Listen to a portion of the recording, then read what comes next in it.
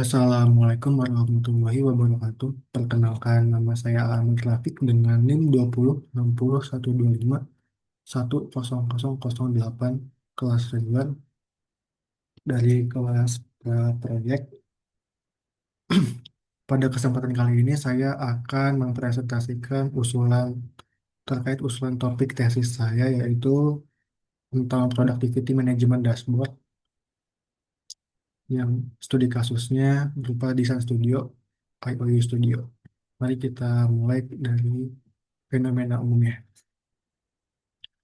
Dalam dunia kreatif, desainer menggunakan berbagai platform untuk menjual jasa mulai dari sosial media hingga platform kursus jual beli jasa. Sebagai contoh, Fiverr. Fiverr muncul sebagai solusi yang mendominasi pasar jasa kreatif. Fiverr mempertemukan penjual dan pembeli dan juga menyediakan infrastruktur operasional yang matang bagi desainer sehingga mereka dapat memberi kenyamanan kepada penggunanya. Meskipun Fiverr menawarkan beberapa kemudahan untuk proses jual beli jasa, Fiverr juga memberikan beberapa tantangan bagi keberlangsungan bisnis studio atau individu seperti beban potongan 20% kepada penyedia jasa, persaingan harga yang berat, sehingga harus menurunkan standar untuk meningkatkan engagement, dan juga kebijakan pihak Fiverr yang melarang interaksi di luar platform, sehingga menghambat perkembangan bisnis untuk membangun relasi dengan klien. Lalu mari kita lanjut ke fenomena khusus. Untuk studi kasus kali ini saya mengangkat IOU Studio yang merupakan sebuah produk desain studio yang berfokus pada perancangan desain mobil, sepatu, dan 3D aset lainnya. Studio ini berasal dari kota Surabaya, Jawa Timur, dan telah berdiri sejak tahun 2016 dan semenjak itu telah berkembang hingga sekarang. Selama perkembangan itu, IOU Studio kerap menggunakan Fiverr sebagai salah satu platform untuk mencari dan berkomunikasi dengan klien.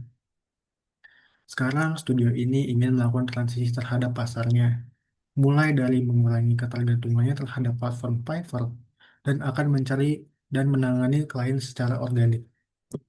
Dengan adanya transisi ini menyebabkan hilangnya kebiasaan desainer studio yang memanfaatkan sistem yang disediakan oleh Fiverr. Sehingga keterbiasaan dengan sistem yang teratur dari Fiverr, proses penanganan manual kepada project klien memunculkan risiko.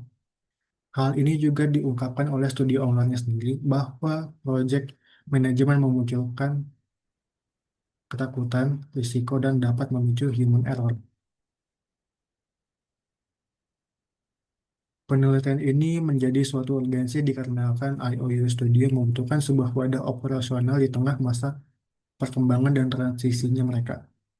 Penelitian ini bertujuan untuk meningkatkan efisiensi, keefektifan, dan meningkatkan rasa aman bahwa tidak ada proyek detail dari klien yang terlewatkan selama proses mereka bekerja.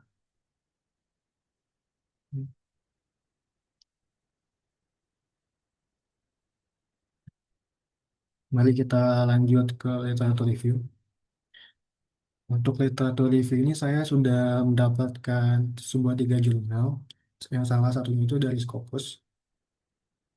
Literatur review ini menggunakan pencariannya dengan keyword dashboard, user experience, desain, dan juga service design. Dan berikut ini adalah beberapa penelitian yang saya temukan. Di sini salah satunya di The Design and Implementation of a Dashboard Web-Based Service Management Operation. Untuk penelitian pertama ini, temuannya adalah menggunakan dashboard mengurangi ketergantungan pada input manual.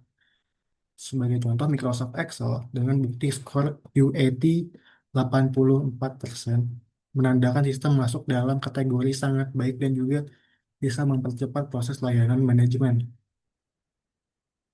Lalu, jurnal yang kedua, The Role of Dashboard in Business Decision Making and Performance Management.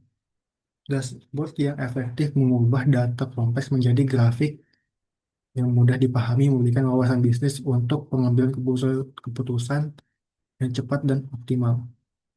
Yang kedua, yang ketiga, Bridging Service Design, Visualization, and Visual Analytics in Healthcare Digital Twins, Challenges, Gaps, and Research Opportunities.